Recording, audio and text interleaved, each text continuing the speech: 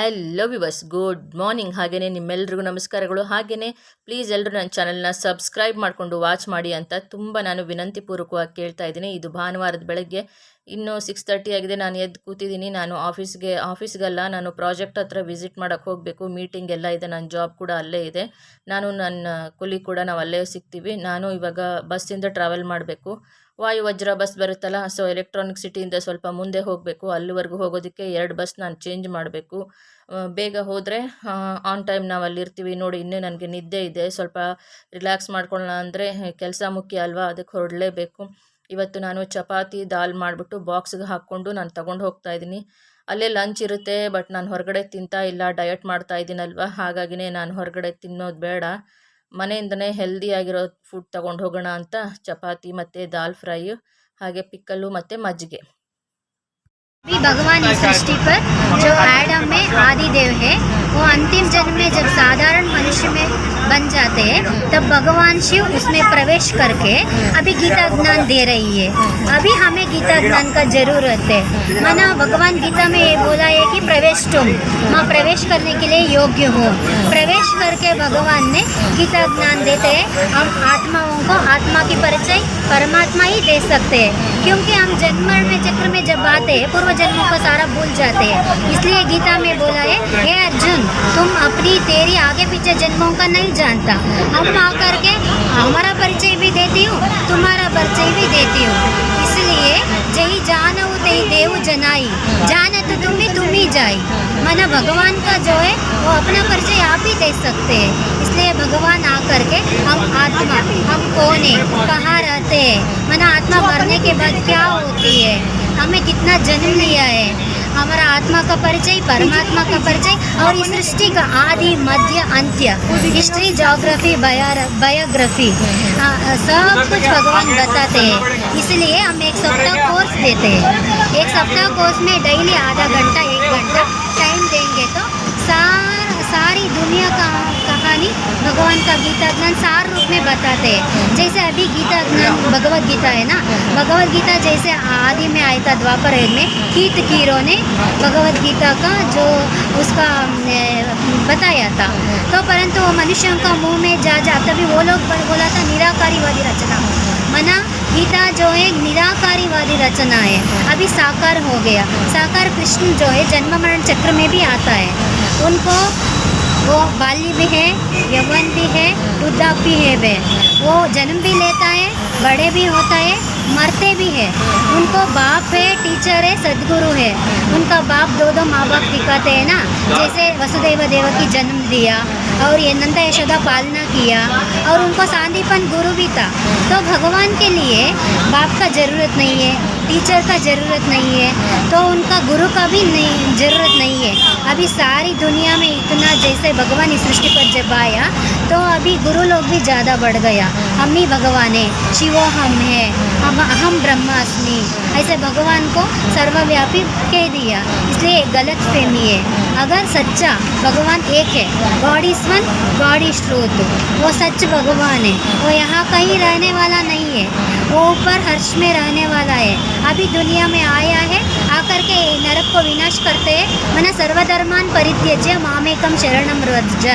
मना हर धर्म को भगवान, हर धर्म को विनाश करके सब हर धर्म में जो श्रेष्ठ आत्माएं है उसको चुन करके अभी स्वर्ग सत्ययुग बना रही है. अभी 4.5 लाख ही बचेंगे.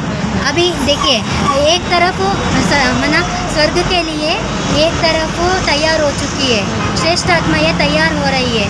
दूसरी तरफ विनाश के लिए अस्त्र शस्त्र आयुध सब कुछ तैयार हो चुकी है. देखिए, अभी 3rd वर्ल्ड वार माना 4th वर्ल्ड वार शुरू होने वाला है. जैसे आटम बम, अणु बम सभी तैयार हो चुकी है. जैसे हिरोशिमा नागासाकी में 41 2nd वर्ल्ड वार में डाला था, अभी भी वो ठीक नहीं हो रही है. वहाँ जिनको चोट लगा, अभी हज़ारों मेगावाट तैयार हुआ है बम. एक बम डालने से सारी दुनिया नेस्तनाबूद हो जाएगा. इसलिए भगवान अभी अंत में है, अभी अंत में भी अंत में है. तो कुरान में भी ये बोला है कि क़यामत के समय भगवान के बंदे बहुत शान में रहेंगे. अभी भगवान जो श्रेष्ठ आत्माओं को दुनिया में 10 धर्म है, उसमें 9 धर्म श्रेष्ठ आत्माएं हैं. वो लोग भगवान को, आत्मा को, परमात्मा को मानने वाला है। उसमें देवताएं हर धर्म में हिंदू कहलाने वाले, जो हिम मना हिंसा, दो मना दूर करने वाले।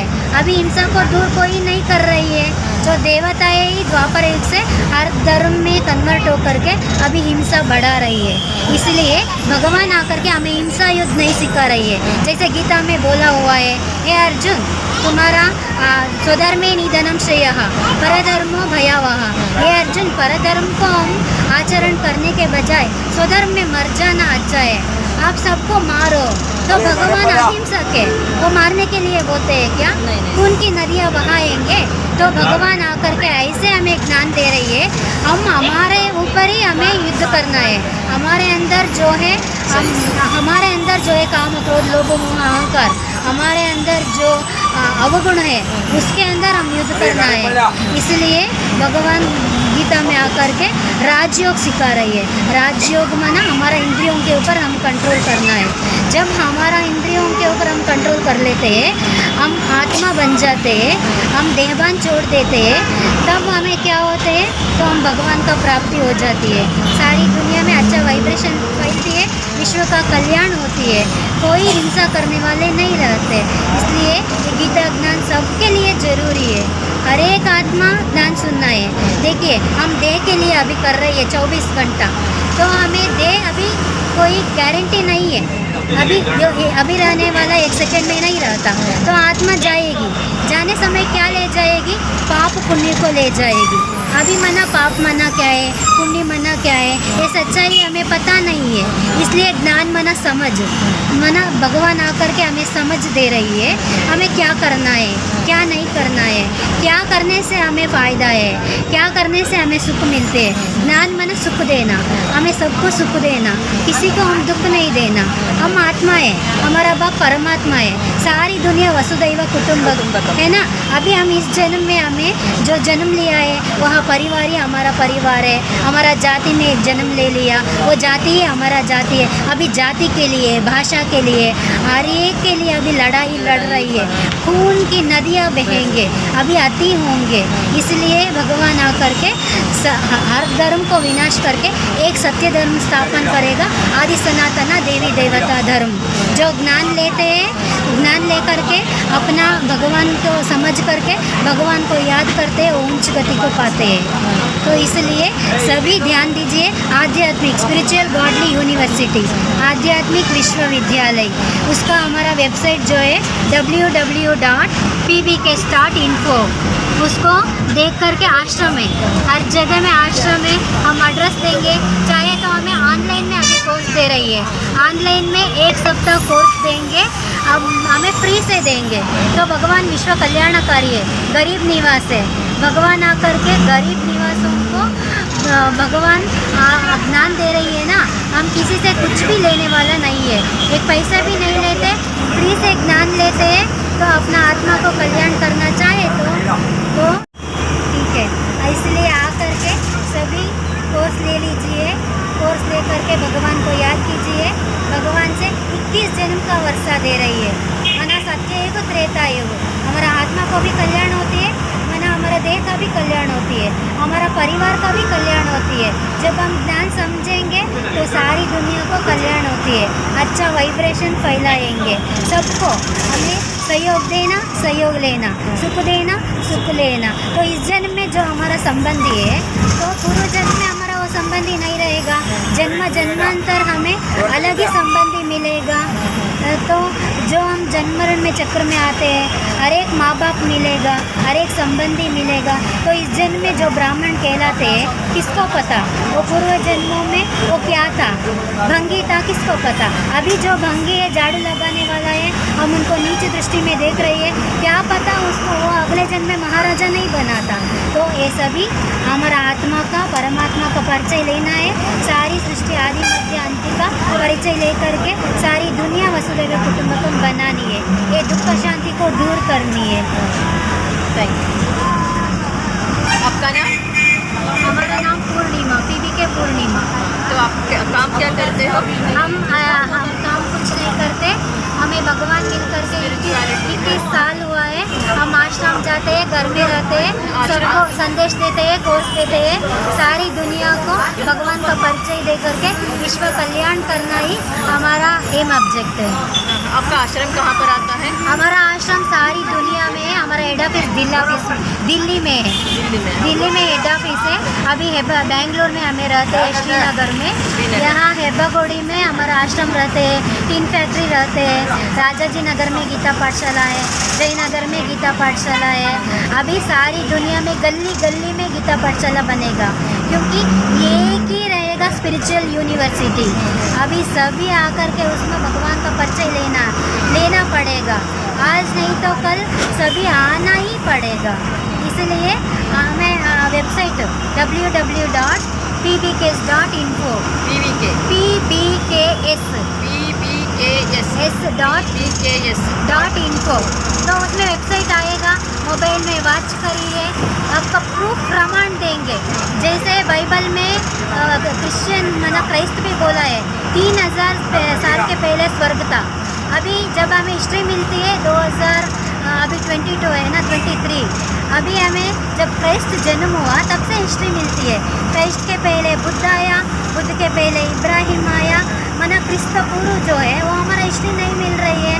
तो अभी सारी दुनिया का क्राइस्त के और बाइबल लो और कुरान लो, को धर्मपद लो, को बौद्ध धर्म का, तो अभी हर धर्म में यही बोलते हैं। तो अभी टाइम हो चुका है, भगवान इस सृष्टि पर आया है।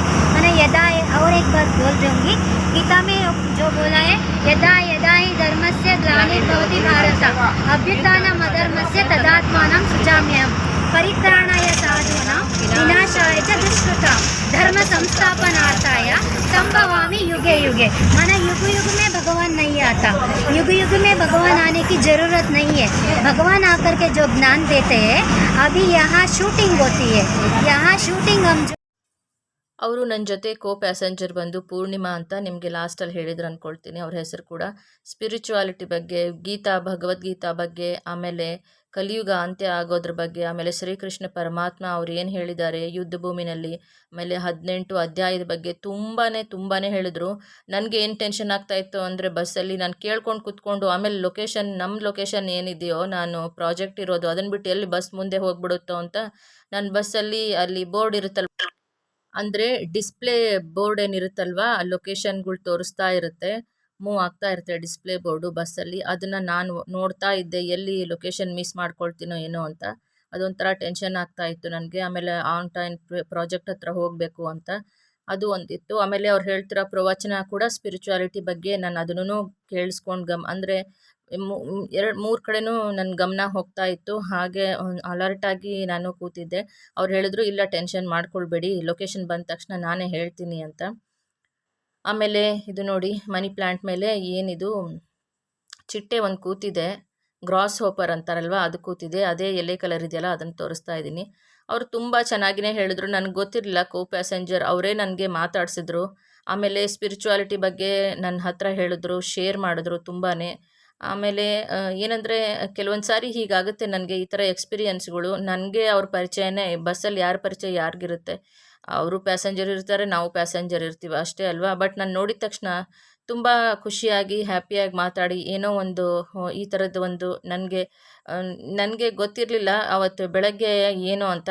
ದೇವ್ರಿಗೆ ಚೆನ್ನಾಗಿ ಕೈ ಮುಗಿದು ಚೆನ್ನಾಗಾಗಲಿ ಇವತ್ತಿಂದೆಲ್ಲ ಕೆಲಸಗಳು ಅಂದ್ಕೊಂಡು ಹೋಗಿದ್ದೆ. ಬಸ್ಸಲ್ಲಿ ಒಂದೊಂದು ಸಾರಿ ಅಂದ್ಕೊಳ್ತೀನಿ, ಏನಾದರೂ ದೇವ್ರ ಮೆಸೇಜ್ ಕಳಿಸ್ತಾರಾ ಏನಕ್ಕೆ ನನಗೆ ಈ ಥರ ಸಿಕ್ಕಿದ್ರು ಅಂತ ಅದು ಕೂಡ ಅಂದ್ಕೊಳ್ತಾ ಇರ್ತೀನಿ. ಅವರು ಒಂದು ಲಾಸ್ಟಲ್ಲಿ ನನಗೆ ನೋಡಿ ಒಂದು ಮಾತು ಹೇಳಿದ್ರು, ಅದನ್ನೇನು ನಾನು ಶೇರ್ ಮಾಡಲ್ಲ, ಬಟ್ ಒಳ್ಳೆ ಮಾತು ಹೇಳಿದ್ರು, ತುಂಬ ಗುಡ್. ನಾನು ನೋಡಿ ಒಂದು ಒಳ್ಳೆಯ ಮಾತನ್ನ ಹೇಳಿದ್ರು. ನನಗೆ ಅದರಿಂದನೂ ತುಂಬಾ ಖುಷಿ ಆಯಿತು. ಆಮೇಲೆ ನಾನು ಇಳಿದ್ಮೇಲೆ ಅವರು ನನಗೆ ಬಾಯ್ ಹೇಳಿ, ಟಾಟಾ ಮಾಡಿ, ಆಮೇಲೆ ವಿಶ್ ಮಾಡಿ, ಆಮೇಲೆ ನನ್ನ ನಂಬರ್ನ ಕೂಡ ಅವರು ಅಂದರೆ ಶೇರ್ ಮಾಡಿಕೊಂಡ್ರು. ಅವ್ರ ನಂಬರ್ನ ಶೇರ್ ಮಾಡಿದ್ರು ನನಗೆ, ವೆಬ್ಸೈಟ್ ಲಿಂಕ್ ಕೂಡ ಹೇಳಿದ್ರು. ನಾನು ಹೇಳಿದೆ, ನನ್ನ ಬ್ಯುಸಿ ಸ್ಕೆಡ್ಯೂಲೆಲ್ಲ ಇರುತ್ತೆ, ಆಫೀಸ್ಗೆ ಹೋಗ್ತೀನಿ ಹಾಗಾಗಿನೇ ಅಂತ. ಆಯಿತು, ವೆಬ್ಸೈಟ್ ಲಿಂಕ್ ಎಲ್ಲ ನೀವು ನೋಡಿ ಆನ್ಲೈನಲ್ಲೇ ನೀವು ಬೇಕಂದರೆ ಪ್ರವಚನಗಳ್ನ ಕೇಳಬಹುದು. ಗೀತಾ ಬಗ್ಗೆ ನೀವು ತಿಳ್ಕೊಳ್ಬಹುದು, ಭಗವದ್ಗೀತಾ ಬಗ್ಗೆ, ನಮ್ಮ ಹಿಂದೂ ಧರ್ಮದ ಬಗ್ಗೆ ಅಂತೆಲ್ಲನೂ ತುಂಬ ಚೆನ್ನಾಗಿ ಹೇಳಿದ್ರು. ನನಗೊಂಥರ ಖುಷಿ ಆಯಿತು. ಆಮೇಲೆ ನನ್ನ ಕೆಲಸ ಮುಗಿಸ್ಕೊಂಡು ನೋಡಿ, ಇದು ನನ್ನ ಕೊಲೀಗು, ನಾನು ಇವರು, ನಾವು ಇಬ್ಬರೂ ನಮ್ಮದು ತುಂಬಾ ಸಂಡೇ ತುಂಬಾ ಬ್ಯುಸಿಯಾಗಿದ್ವಿ ಪ್ರಾಜೆಕ್ಟ್ ವರ್ಕಲ್ಲಿ. ತುಂಬ ದೂರ ಹೋಗಿ ನನ್ನ ಮನೆಗೆ ಬರೋ ಅಷ್ಟೊತ್ತಿಗೆ 9:30 ಆಗಿತ್ತು ಆಲ್ಮೋಸ್ಟ್. ಯಾಕೆಂದರೆ ನಾನು 2 ಬಸ್ಸು ಚೇಂಜ್ ಮಾಡಿಕೊಂಡು, 2 ಇಲ್ಲ 3 ಬಸ್ಸೇನೋ ಚೇಂಜ್ ಮಾಡಿಕೊಂಡು ನಾನು ಮನೆಗೆ ಬಂದು, ಯಾಕೆಂದರೆ ನಾನು ಪ್ರೈವೇಟ್ ವೆಹಿಕಲ್ ನಾನು ಅಷ್ಟು ದೂರ ಡಿಯೋ 2 ವೀಲರ್ ತೊಗೊಂಡು ಹೋಗೋದು ನನಗೆ ಅಷ್ಟೊಂದು ಸೇಫ್ ಅನ್ನಿಸ್ಲಿಲ್ಲ. ಆಮೇಲೆ ಮಳೆ ಬರ್ಬೋದು, ತುಂಬ ಜಾಸ್ತಿ ಮಳೆ, ಸ್ಲೀಪ್ರಿ ಎಲ್ಲ ಇದ್ದಾಗ ರೋಡ್ ಗ್ರಿಪ್ ಸಿಕ್ಕಿಲ್ಲ ಅಂದರೆ ವೆಹಿಕಲ್ ಏನಾದರೂ ಪ್ರಾಬ್ಲಮ್ ಆಗಬಾರ್ದು, ಯಾಕೆ ಬೇಕು ರಿಸ್ಕು ಅಂದ್ಬಿಟ್ಟು ನಾನು ಅಷ್ಟು ದೂರ ಎಲ್ಲ ನನಗೆ ಟ್ರಾವೆಲ್ ಮಾಡಬೇಕು ಅಂದರೆ ನಾನು ಬಸ್ಸಿಂದ ಹೋಗೋಕ್ಕೆ ತುಂಬ ಇಷ್ಟಪಡ್ತೀನಿ.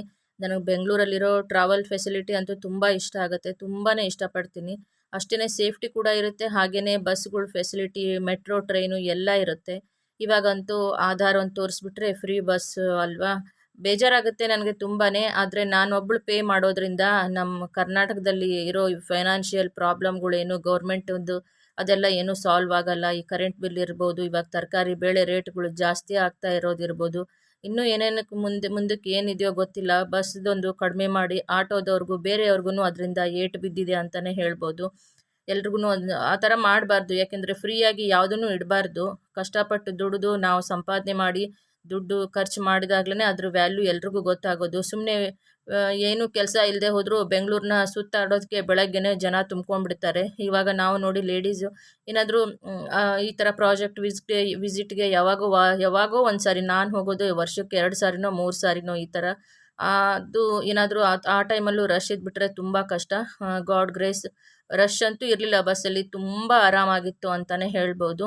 ಏನು ಫಸ್ಟ್ ಟೈಮ್ ನಾನು ಮನಿ ಪೇ ಮಾಡ್ದಲೇ ವಿದೌಟ್ ಮನಿ ನಾನು ಜರ್ನಿ ಮಾಡಿದ್ದೀನಿ, ಟ್ರಾವೆಲ್ ಮಾಡಿದ್ದೀನಿ ಅಂತಲೇ ಹೇಳ್ತೀನಿ ನಾನು. ಹೌದು, ನಿಜವಾಗ್ಲೂ ನಾನು ಪೇ ಮಾಡಿಲ್ಲ.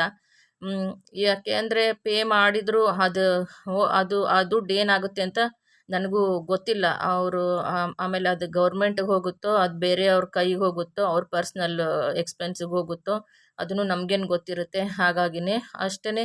ಇದು ನೋಡಿ ಸೋಮವಾರ ಬೆಳಗ್ಗೆದು ನಿಮ್ಮ ಜೊತೆ ಶೇರ್ ಮಾಡ್ಕೊಂಡಿದ್ದೀನಿ. Thank you.